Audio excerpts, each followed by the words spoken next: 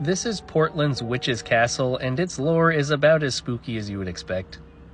If you know where to look, you can find this very spooky-looking structure in Portland's Forest Park. And even though the structure itself looks pretty terrifying, the hike to get to it actually seems kinda nice. Like, look at those trails. Like, that genuinely looks like a beautiful hike. I've never done it in person, I'm just going off of the photos.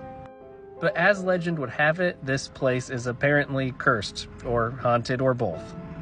As the story goes, a man named Danford Balk had a daughter named Anna Balk, and she fell in love with a man named Mortimer Stump. And I fully acknowledge that Mortimer Stump is the most Portland possible name to be a part of this story.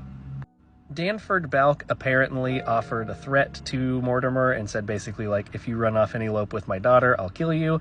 And Mortimer was like, no, you're not going to do that. That's something a crazy person would say. But oops, joke's on Mortimer because Danford was a crazy person and did follow through with his threat. And it is factually correct, at least as far as I can tell, that Danford Balk was the first public execution in Portland city history.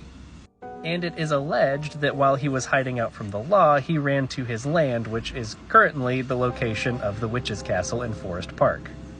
And also, as the legend would go, Anna allegedly, cursed the land that he was on because she was mad that he killed her husband or something to those effects. There's a couple different versions of the story that seem to float around the internet. So it's easy to see why this building is called the Witch's Castle and why it has sort of a very spooky reputation, but the truth is kind of deflating. You see, this structure was built in the 50s, originally as a ranger station and public restroom. However, a storm in the 60s damaged it, and because it was not used very often anyways, it just was never repaired, and now it currently sits looking like this.